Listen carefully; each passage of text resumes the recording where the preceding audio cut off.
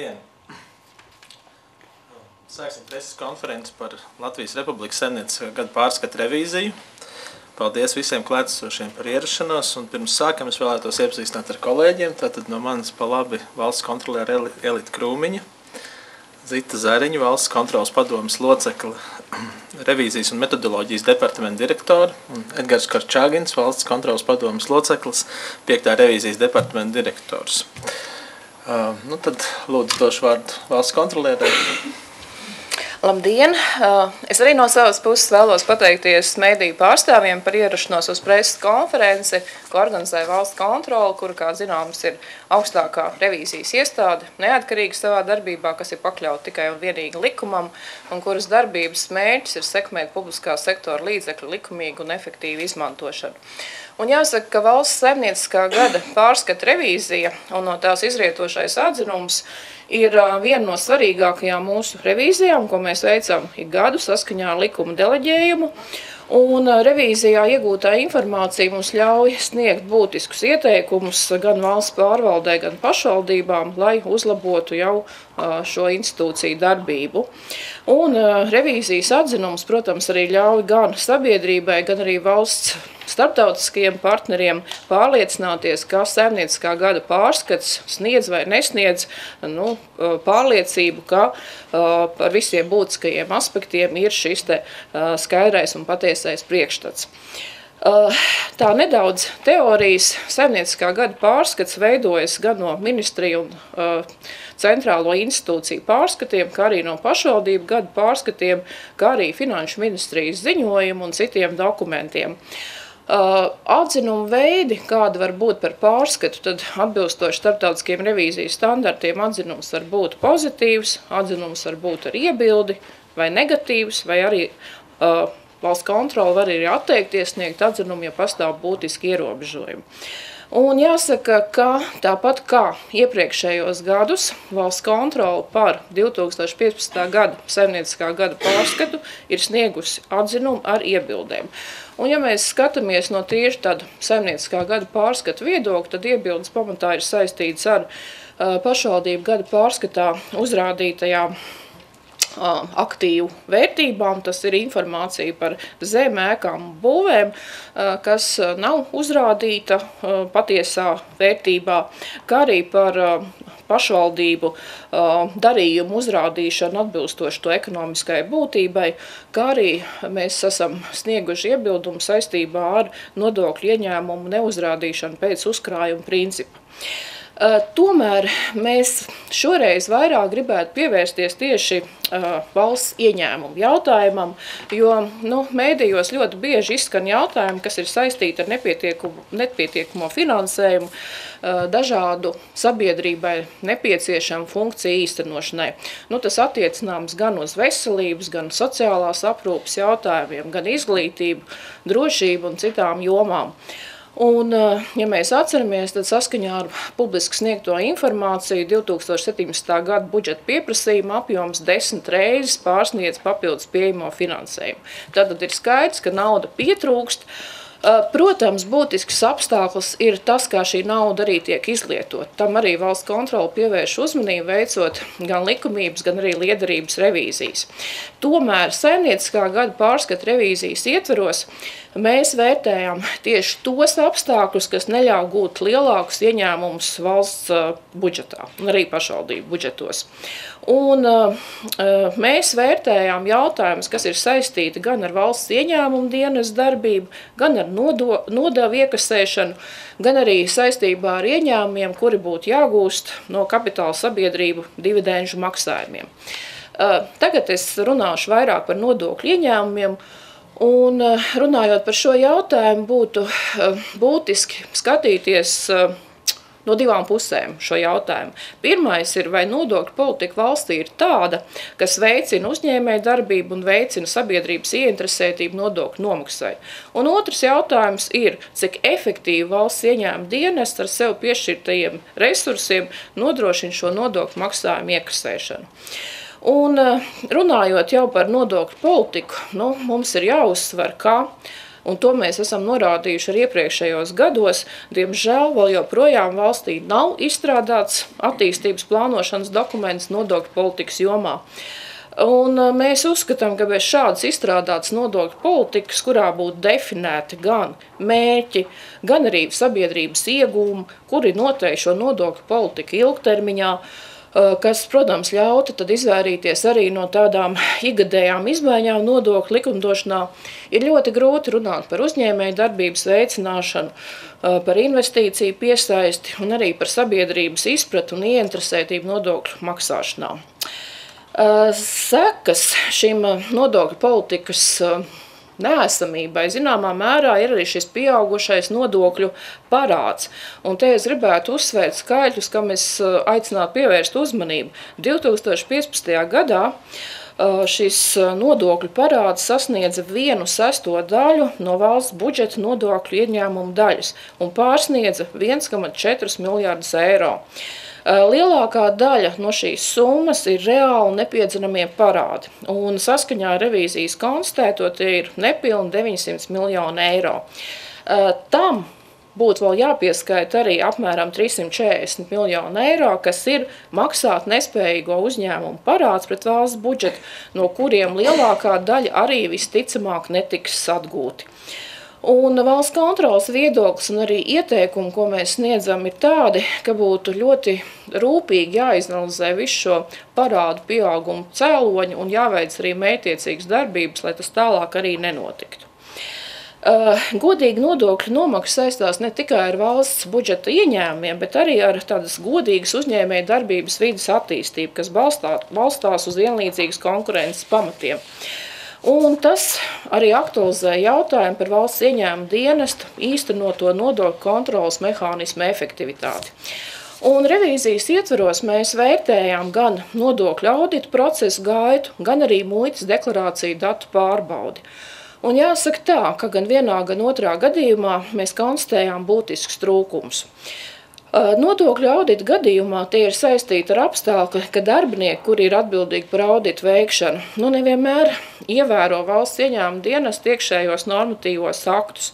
Mēs pārbaudījām apmēram 4% no 2015. gada audita lietām, un, diemžēl, mums nācās konstatēt, ka trešajai pusē nav iespējams izsekot visai loģiskajai ķēdei no audita pierādījumiem līdz secinājumiem, kas jau ir norādīti lēmumos.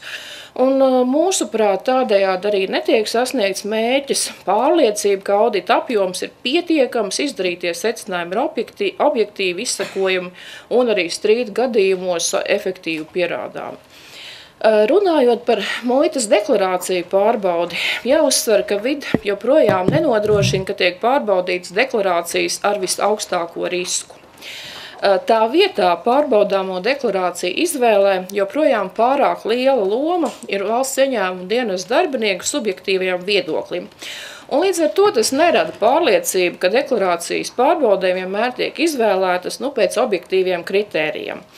Un te es arī nedaudz tādu skaitlisko informāciju mēs revīzijā redzējām, ka ieņēmumi no uzrēķiniem tikai nedaudz pārsniedz izmaksas, kādas rodas deklarāciju pārbaužu nodrošināšanai.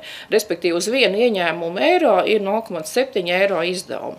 Un līdz ar to tas rada loģisku jautājumu, vai mums valstī gandrīz nepastāv nelegālu preču ievešanu no citām valstīm, vai tomēr trūks gribasspēku sakārtot deklarāciju pārbaudi.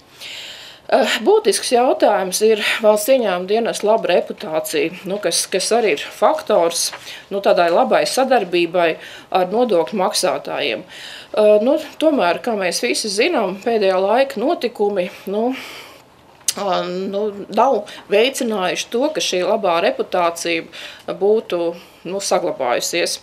Un līdz ar to mēs arī vērtējām to, cik ieinteresēti un efektīvi valsts ieņēmuma dienests īsteno šos korupciju riskus ierobežojošos pasākumus.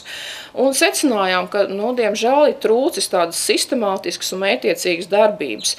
Šie procesi nevienmēr notiek pārdomāt. Piemēram, vispirms tiek izstrādāta kārtība darbinieku rotācijai, bet tikai pēc tam tiek noteikti šie sensitīvie amati, kur ieņemošie darbinieki tad būtu šīm rotācijām jāpakļauj. Korupcijas risku mazināšana ir sarakstā pirmais jautājums, ar kuru dienestam ir jātiek galā, lai šo sabiedrības uzticēšanos atgūtu. Un, lai arī valsts ieņēmuma dienas 2016. gadā ir uzsācis ieviest korupcijas novēršanas un apkarošanas biroja ieteicamās minimālās prasības, tad valsts kontroles ieskatā ar to noteikti būs nepietiekami, un šim jautājumam būtu jābūt augstākās vadības vienai no prioritātēm. Runājot tālāk par valsts ieņēmuma darbību, es gribētu uzsvērt, ka tāpat valsts ieņēmuma dienesta izveidotā PVN nodokļu maksātāju reģistrēšanas sistēma nepietiekami nodrošina risku mazināšanu, lai tajā netiktu reģistrēti riskanti komersanti, kuru mērķis ir nevis veikt saimniecisko darbību, bet izkrāt PVN no valsts budžeta. Par trūkumiem sistēmā liecina kaut vai tas, ka valsts ieņēmuma dienests pie vienādiem faktiskiem apstākļiem pieņem atšķirīgus lēmumus par uzņēmumu reģistrēšanu PVN maksātāju reģistrā. Mēs pārbaudījām izlasē iekļautos 102 uzņēmumus un konstatējām, ka 60 gadījumos nodokļu maksātājs ir iesniedzis minimālo informāciju, kuru valsts ieņēmuma dienests ir novērtējis pret sākotnējiem risku kritērijiem un nonācis praktiski pie vienādiem secinājumiem. Un tad, pastāvot šādiem vienādiem faktiskajiem apstākļiem, valsts ieņēmuma dienests 3–4 gadījumos, nepieprasot papildus informāciju, uzņēmums reģistrēja PVN maksātāju reģistrā, bet 26 gadījumos pieprasīja šo papildus informāciju un pēc tās saņemšanas, vai arī nesaņemšanas šo reģistrāciju atteica. Līdz ar to tas arī loģiski nerada pārliecību, ka attieksme pret nodokļu maksātājiem ir vienāda un objektīva. Vēl nemazāk svarīgi no uzticības viedokļa ir iespēja iedzīvotājiem un komersantiem rēķināties, ka valsts savas saistības pildīs tāpat, kā to pieprasa no sabiedrības. Un revīzijā konstatētais liek secināt, ka arī šajā jomā ir nepieciešami uzlabojumi. Revidenti revīzijas laikā aplēs, ka iedzīvotāji un komersantu pārmaksātie nodokļi nevienmēr tiek saulaicīgi apmaksāti.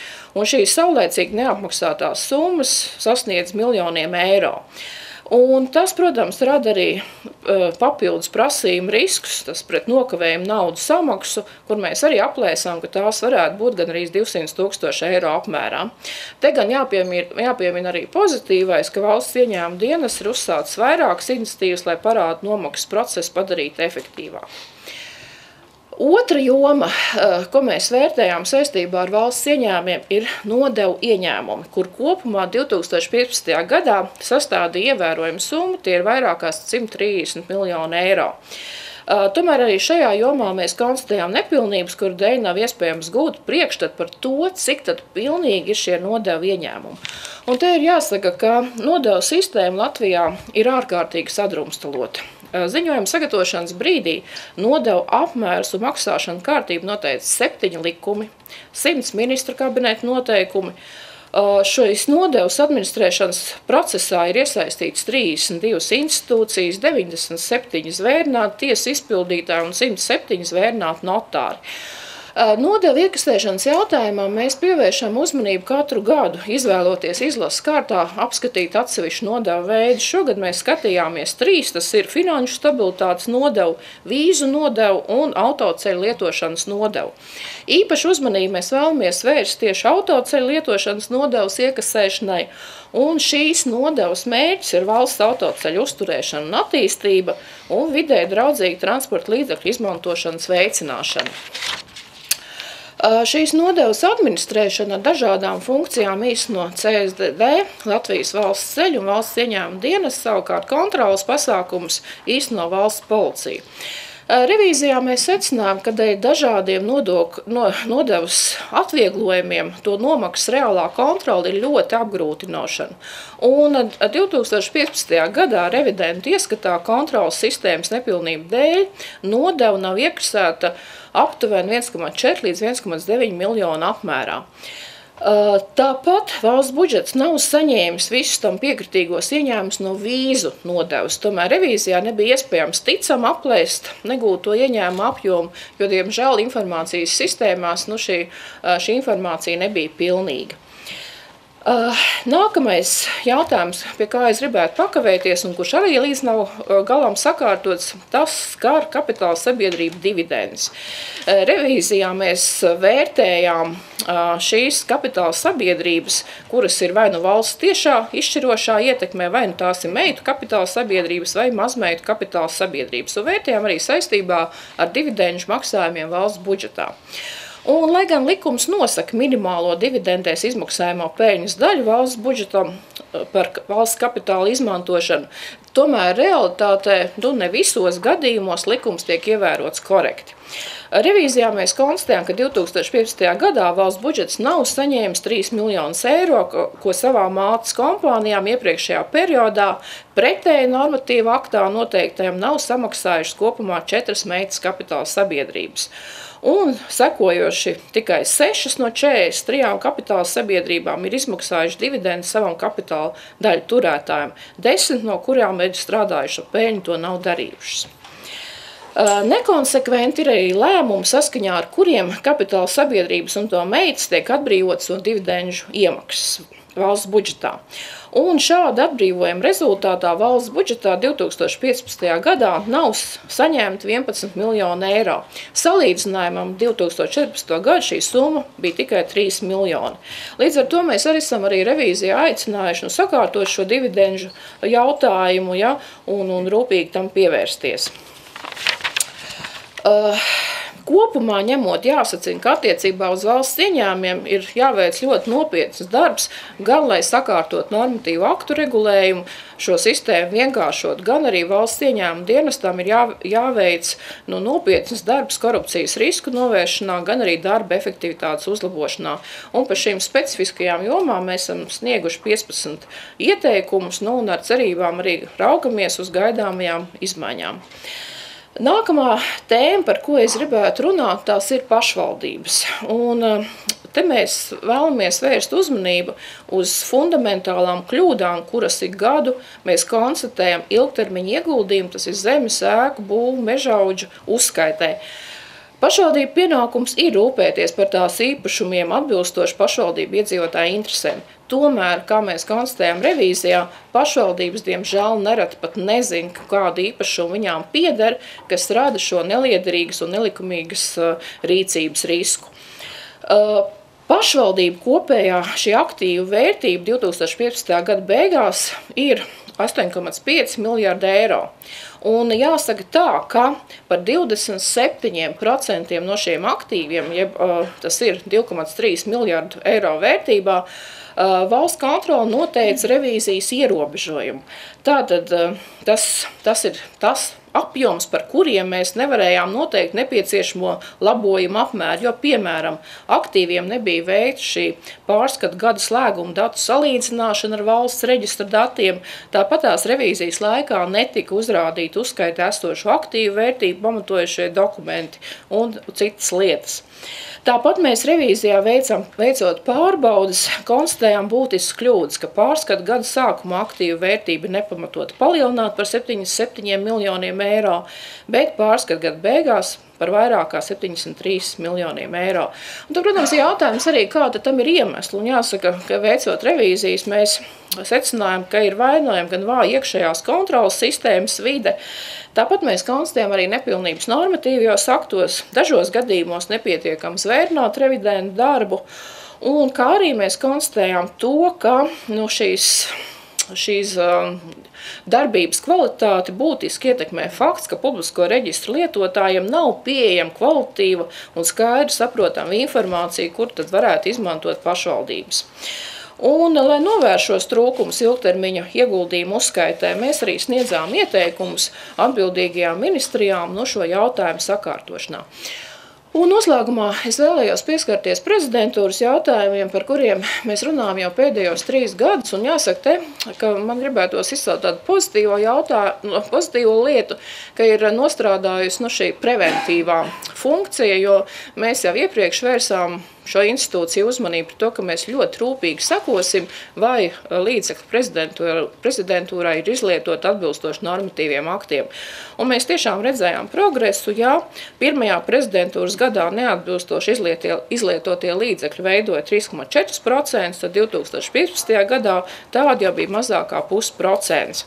Es gan šeit gribētu uzsvērt, ka mēs nevērtējām prezidentūras izdevumu liederību un efektivitāti, mēs vērtējām šo izdevumu atbilstību tiesību aktiem. Un nobeidzot, es gribētu teikt, ka mēs kopumā esam snieguši 42 ieteikumus gan Finanšu ministrijai, gan ministru kabinetam, Tieslietu ministrijām, pašvaldībām. Protams, mēs rūpīgi sekosim arī ieteikumu ieviešanai un esam arī pārliecināti, ka šis darbs nesīs rezultātus. Paldies! Paldies valsts kontrolierei. Tagad būs laiks žurnālistu jautājumiem. Lūdzu, ja ir kādi jautājumi, piesakiet sevi. Lūdzu. Kā jums iet ar tām izmaiņām valsts kontrolas likumā, kuras Saeimā iesniegti? Paldies par jautājumu. Es tieši no rīta šodien biju Saeimā. Valsts pārvaldes un pašvaldību lietu komisija izskatīja iesniegtos priekšlikumus otrajām lasījumam. Jāsaka tā, ka tik tiešām visi iesniegtie priekšlikumi tiek ļoti rūpīgi izskatīti, bet no šajās sēdē tika izskatīti tie priekšlikumi, kas attiecās uz tādiem citiem jautājumiem nekā uz zaudējumu piedziņu. Un tieši šis jautājums par šo zaudējumu piedziņu tiek plānots izskatīt no tuvākajās valsts pārvaldes un pašvaldību lietu komisijās, jo vienkārši šodien to nepaspēja izdarīt dēļ laika limita. Laiks ir pagājis diezgan ilgs, jo šo procesu mēs sākām jau pagājušajā gadā, un respektīvi, ja es tagad pareizi atceros, jau pagājušā gada rudenī tas tika skatīts Saeimas publisko izdevumu revīzijas komisijā, pēc tam to izskatīja arī juridiskā komisija. Šobrīd šis jautājums tiek skatīts valsts pārvaldes un pašvaldību lietu komisijā. Paldies. Vēl lūdzu jautājumu? Jā, lūdzu. Latvijas radio Mārs Lūga. Tuvojoties gada beigām, pašvaldības groza savus budžetus, ir tīpaši Rīgas doma, lai izmaksātu saviem darbiniekiem prēmijas. Sakiet, kā jūs skatāties šādu praksi, vai šādi tēriņi nebūtu jāparedz drīzāk gada sākumā plānojot budžetu? Mūsu viedoklis ir pilnīgi viennozīmīgs, ka prēmijas nav jāizmaksā tikai tāpēc, ka gada beigās ir palikuši lieki finanšu līdzekļi. Mūsu absolūta pārliecība, ka prēmija ir tātad par izdarītiem darbiem, sasniegtiem rezultātiem, sasniegtiem mērķiem. Un tikai tad, veicot šo izdarīto darbu novērtējumu, tiek izmaksāta vai paredzēta prēmija. Tas pilnīgi noteikti nav jāveic tikai tāpēc, ka gada beigās ir palikusi lieka nauda. Paldies. Lūdzu, vēl jautājumu, lūdzu. Gribēju paprasīt par budžetu. Jūs iepriekš esat teikusi, kad jāpieiet budžeta veidošanā ar jaunu skatījumu, vai jūs manāt, ka tas skatījums ir mainījies tagad? Ja mēs runājam par budžeta veidošanu, es domāju, ka tādas jaunas pieejas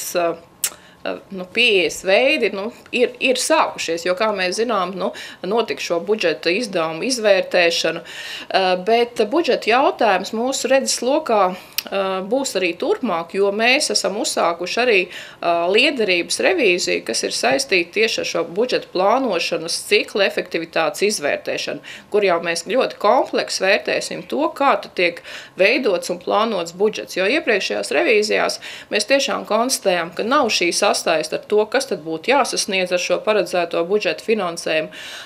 Mums arī liekas, ka veidojot budžetu būtu jāņem vērā arī to, kā institūcija iepriekšējos gados, cik viņi liederīgi un efektīvi pratus šos piešķirtos finansējumu līdzekļus izlietot. Ja? Tā kā, šis būs mūsu redzes lokā, un tāda detalizētāka informācija vai skatījums būs jau pēc mūsu pabeigtās šīs liederības revīzijas. Vēl lūdzu jautājumu? Ja jautājumu vairāk nav, tad paldies par tiem, kas bija. Paldies vēlreiz visiem klātesošiem par ierašanos. Un tad preses konferences slēdzam. Paldies!